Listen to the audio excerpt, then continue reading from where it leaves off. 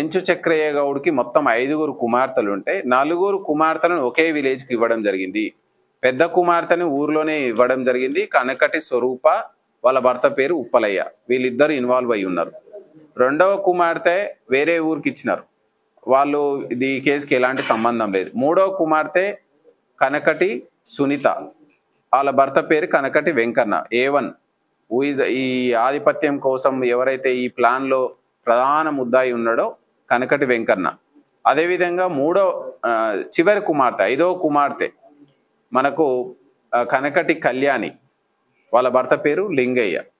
వీళ్ళిద్దరు కూడా ఇన్వాల్వ్, అంటే మొత్తం 3 అల్లుళ్ళు 3 కుమార్తెలు ఇన్వాల్వ్ అయినారు. కనకటి వెంకన్న అనే అతను గతంలో మండలంలోనే ఒక ఆధిపత్యం చెలాయించినటువంటి వ్యక్తి. విలేజ్కి వచ్చేసరికి వాళ్ళ మామ మెంచు చక్రయ్యదే నడుస్తుంది, ఇతను అడ్డు తొలగిస్తే నాకు ఎలాంటి తిరుగుండదు అనేటువంటి ఒకే ఒక రీజన్